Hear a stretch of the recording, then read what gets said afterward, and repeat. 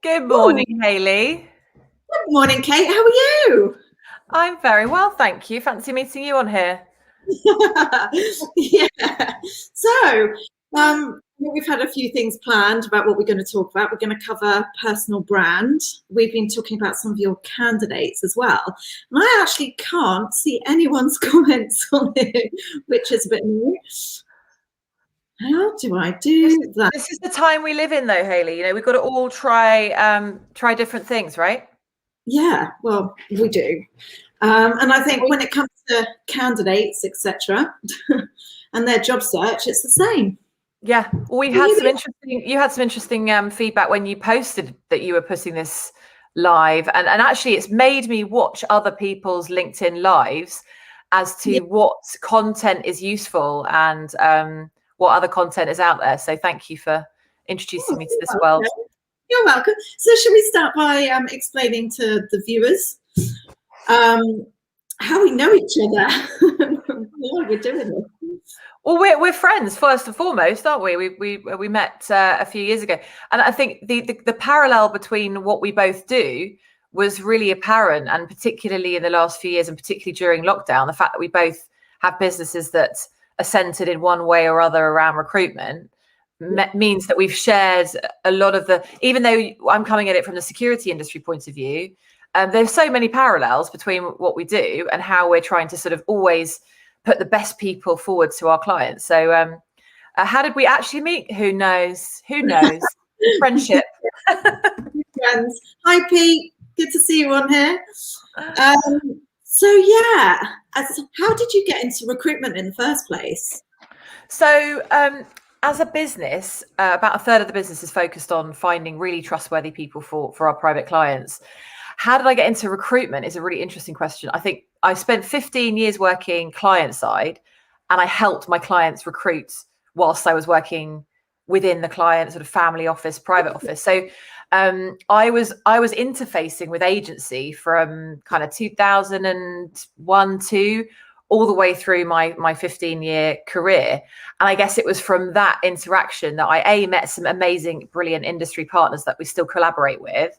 But also, as a candidate myself, understood the sort of precise nature, shall we say, of the sort of clients that we work with, and the requirements that they have, particularly for security personnel, and how difficult it is when you've had such a esteemed career, particularly in the military, for some of our candidates, to actually bang the drum and talk about what you do and write a CV and also put in the public domain on platforms like this what you do. Because I wasn't on LinkedIn until 2014. Because I was just, operating. I was working for clients, fairly sort of privately under the radar. I think it was invented before then, wasn't it? I'm not that old. Maybe I am. I'm not sure it has been around that long. Yeah.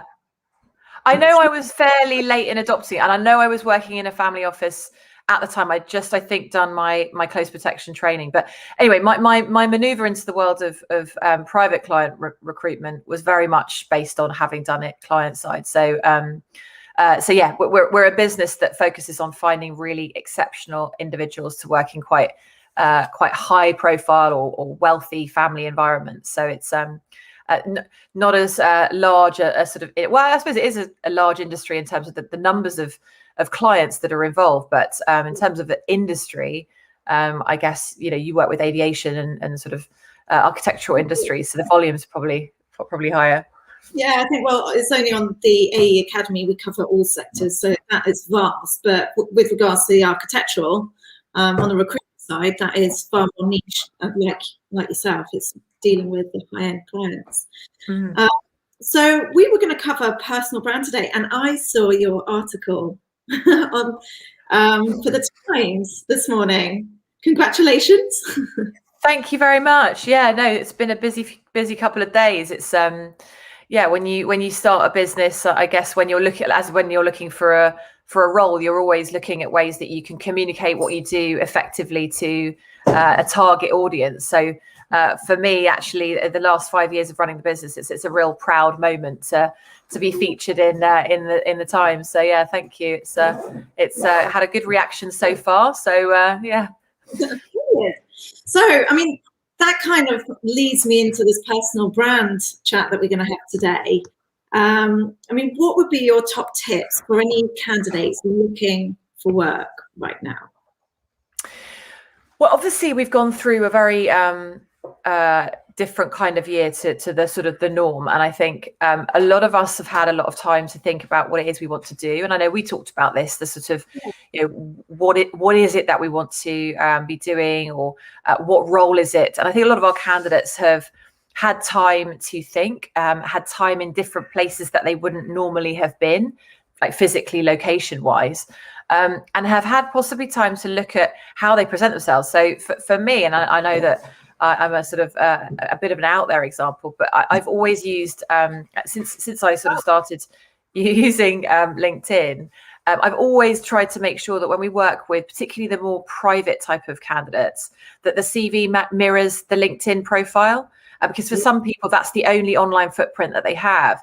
And so whether you're working in, as you say, the sort of more niche roles and clients, their teams will immediately do a sort of social footprint or some sort of Google search on your name. And I think that being in control of what the narrative is out there about you, whether you're someone that's really private, but you happen to have had something, written about you, or, a university blog post, or that's a popular one, something that's outside of your control. It's really important, I think, to control the narrative of what's written about you. I mean, if there isn't, then really going, really bold on making sure that those two, the physical, the piece of paper, the CV, if you like, and the online presence match. I think that's a really good starting point to personal branding. I don't know if you agree. Yeah, no, I do. I think what job seekers don't really realise is there's loads of different elements to a personal brand. And they really struggle with how to start out. I know we spoke about this when we were off camera, but I would always advise anyone that I do coaching with via a academy, it's start off by picking, say, 5 words that represent you, your character, that you can build upon. I mean, is there any pieces of advice that you give your girl? Yeah. So in what you've just said, that we would call it a skills matrix. So being really, really clear right at the start about what it is that you do and that you're good at. So our recruitment spans from, we say sort of butler to bodyguard. So we're dealing with quite a wide range of not just private staffing, but also security personnel, but making it sing out after a personal statement of intent what it is that you are really good at doing, and what that skills matrix entails is really eye-catching, and it particularly bulleted. I think that's a really good starting point, because as you say, it's what do you, it's not necessarily about what you stand for, but it's what can you do. And for us, it's really important to show clients very quickly what the key areas of focus have been for that particular individual. Yeah, and those elements run right the way through from your CV to your LinkedIn to your comments. So it has to be really genuine. And I think a lot of people do tend to use these online templates, which I absolutely detest. They're very kind of generic, and everyone sounds exactly the same. Whereas an employer wants to see the personality, the person behind the text. Yeah.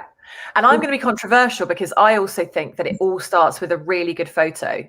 And I know that's quite a controversial American-y kind of, CVs and photos. And there's a lot of really good reasons why not to actually use a photo in a CV, not least of which from blind sifting. And we're really sort of supportive of the sort of a very inclusive recruitment culture, and we're going to launch our policy around that next week.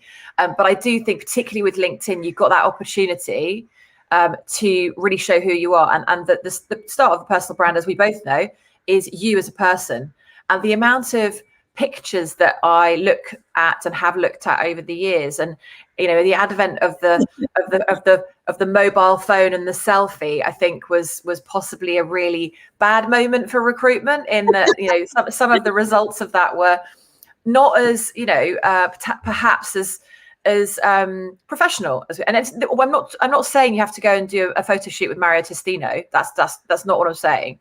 but a really good LinkedIn profile picture where I can see your head and your shoulders, and I can see a vague smile, not going down the kind of a passport photo territory of, you know, kind of no emotion, and also not a sort of too much emotion. It's not as hard as I'm making it out, but I think all of it starts with you know, the personal branding that I've seen presented the best starts with a photo that's well thought out.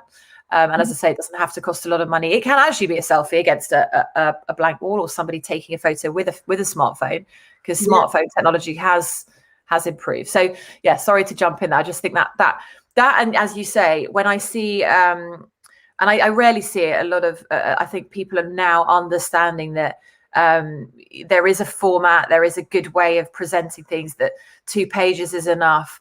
But I do sometimes still see the odd CV where I suppose there's not that sort of multiple different people having advice, you know, asking someone close to you, asking someone not close to you, asking a good friend, asking a neighbor, asking someone that doesn't know you, different types of advice as to how people see you. I think it helps you to understand where and how you come across in real life, but also how you come across online. Yeah, and going back to your kind of photo, I'm going to type it in here. I might actually spell this wrong now. How funny will that be? So Snapper is a piece of software where you can analyze your profile picture. I don't know if you've used it before, but it grades. It's linked with LinkedIn. Maybe they're a sister company. Oh, and somebody has just posted, LinkedIn was launched on the 5th of May, 2003. I was definitely not on it then. No. I think you can call me a late adopter in that sense then, 2014. So yeah, Snapper is a piece of software where, and I'll stick it on there, see if it goes, yeah. That you can analyze your LinkedIn profile, and it gives you, it kind of goes into all sorts of detail what people will think of your photo. But wow. You are right, some photos that you see on LinkedIn, people look really miserable. That's really interesting. I do you know what, I'm a bit old school, but I'm trying to, like today, embrace technology, and particularly while the world is sort of online. I think, like I've just said about getting someone that knows you, someone that doesn't know you, someone that knows you as only perhaps through your network, someone that knows you through a sort of as a neighbor, and also using technology. I think it's a really good way of getting a above the bonnet, below the bonnet view of, you know, what you could be doing. But I would also then say, and from experience running a business, and I know that we've talked about this too, you can listen to so many people's advice. You should be doing this, you should be doing that. And it's the same with a CV, and it's the same with the way that you present. You're not going to be everyone's cup of tea. But as my mum always said, every pot has a lid. So if you find the way that you feel comfortable being, then that will then be the way that you most resonate with, and the roles that you then attract will be the ones where you know, that authenticity, if you like, is appreciated. So always being yourself. Yeah, I mean, that's a great point as well, because people are really scared about getting themselves out there. And like us today, this isn't the, you know, most comfortable position to be in at all. But cheerleaders, sorry, if you put yourself there, and a working environment that you're comfortable in and that you thrive in, and that's what you really want. You want everyone around you to complement your skills and push you further. The only way that you can do that is getting yourself out there. Totally. And I fully expect that, you know, we're doing a lot of this year particularly was the year of really talking and engaging with people in a way that we see that the world being online as an opportunity, and using different platforms. And as a leader and a leader in both of our industries, fully prepared for feedback. Bring me the feedback. You know, what we're saying today is what we know, but we want to create discussion. And I think what you've done in creating this network, I think, is really important, because everyone can have an opinion, and we've seen it's the time of the opinion, right? Everyone's got an opinion about every sort of different facet of what's happening in life. But as a leader, and certainly from what we try to encourage, and the culture we try to encourage within Umbra, and certainly Umbra Select as that part of the business, is that authenticity. And certainly in terms of leadership of the business now, really trying to to push the boundaries and feel the fear. So for a lot of our candidates, the first time they've had to do an online interview or embrace technology in this way. So being really sensitive to the fact that we're not always going to get it right, but being really kind, I think, is really important during this time as well. And certainly when we're bringing together, some quite, intense, high octane working environments that we're going to put somebody into, it's our duty of care to make sure that someone's going to match in that environment. So we need to get to know that individual, warts and all, and explain to clients that this person may not be able to embrace technology in the best possible way, but like we're doing today, that there's a certain amount of comfort that you can find in having a screen in the way, and I'm certainly looking forward to interacting with human beings again. But this has been, I think, learning how to use these sort of platforms. It creates that sort of brain training, right? And some candidates don't want to go there, and some clients don't want to go there either. And we've had to, really explain how somebody can come across completely differently online to that which they do in real life. And hopefully, I'm trying to sort of bridge that gap with myself and be the same person as I'm talking to you now as I would be, sitting having a drink with you. Yeah, well, I think you are. It's interesting though, because one of my friends once, he said, right, really, I'm looking for some digital stuff. Can you help? And he said, I want them to do a video of themselves. And did we get some interesting videos for you, I have to say. Also, for any of you watching, if you'd like to post questions on the right, and then Kate and I can answer them for you. Someone has just posted one. And let me just read this. How do you see the comments? This is so exciting. Am I able to see them on the right side? I don't know what you can see, if I'm honest. I've never been on your side of the fence or this one. So my profile is within logistics field, but I get job suggestions from LinkedIn, which is not relevant to logistics. I get more sales, BDM, job suggestions by LinkedIn. Do you know how to change those? Change what LinkedIn pulls up to you? I think it's the sum of the parts of how you use the profile builder, isn't it? How you build your profile, it'll then algorithmically suggest things to you. I mean, I get CEO roles sent to me. I get close protection, bodyguarding flags as well. I think that I've set my settings to flag certain searches as well. So when you search for certain roles, you can save that search so it pings up. I'm not sure if that was the question that was being asked, but that's certainly how I use it. I mean, so there's another piece of stuff that I like to use, and I can't for the life of me remember what it's called now, but it's kind of like a word cloud. So if you put your CV or your LinkedIn profile into this piece of software, it will come up with and I'm going to have to kind of find it in a minute. Oh, I would love to do that, because I'm doing a lot of like my own, because practice what you preach, right? I'm trying to do a lot of my own personal branding work at the moment to keep on top of, the evolution of how we change as individuals. That's another thing. You can have a CV, a brand, and you can then go, actually, do you know what? I want to look at that and tweak that again. So I'd be really interested to know what that software is, because I think it's really important that we know ourselves and how we can sometimes be quite out of body when we end up with a CV or a LinkedIn profile that may have had lots of feedback, but that ends up not actually sitting very well with who you are and what you do. And I actually recently redid, on your advice, all of my descriptors underneath most of my, because I sit on a number of different sort of committees and boards and things, as well as running Umbra, and actually putting what I do on a day-to-day basis within the business, but also when I sit on the boards of the SIA and the Amate. And that's really helped me to sort of actually remember what I do every day, and the responsibilities that I do have. But even that, I've gone back a week later from when we talked about it, and I've tweaked a little bit again and tweaked a little bit again. So not being afraid to tweak as you go, I think, is important. Yeah. So I've just found it for you. It's tearcrowd.com. Tear Crowd, great. Crowd. I'll stick it up there for a second so you can have a look. It's weird how this works. Can you see that? Yeah, I can now. And I could see some of that question that you could see. I could then see it flashed up on my screen as well. It works to do it. Loving StreamYard. Does this get saved like a LinkedIn, like a live Instagram, an Instagram live? Live Instagram either. Okay.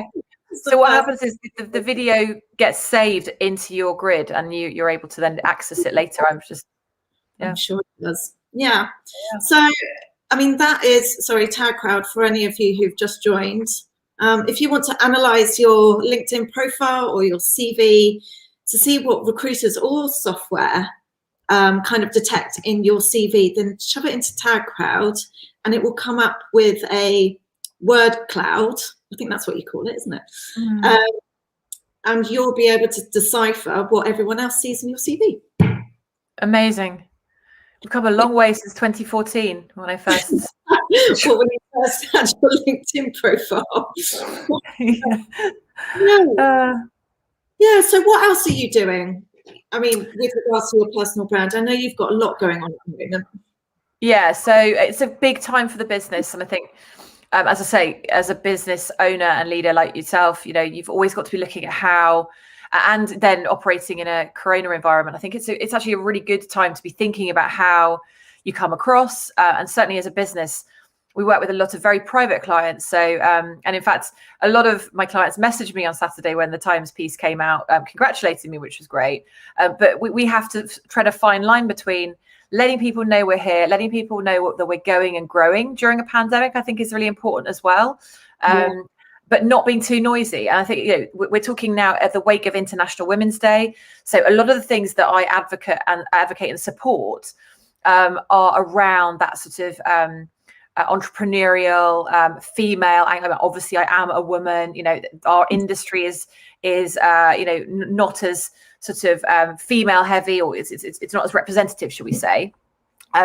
So for me, I think what you stand for should possibly come out quite early in, and not even how you write your LinkedIn profile, but certainly then how you talk about what's important and how you narrate your experience. So for me and for my for the business, it's almost like having a split personality, because I'm driving the business, and then I have a business that does the sort of doing, and I have a team that does the doing. So for me, it's also making sure that, like this morning, my team, and I think some of them are on here today, making sure I'm sharing with them how I talk about the business. Because it's all very well me saying, we want to talk to candidates in a nitty gritty way about their CVs, if we're then not doing it and stacking up. So our Umbra Select team are really now pushing on making sure that we can support clients in the online space, candidates, sorry, in the online space.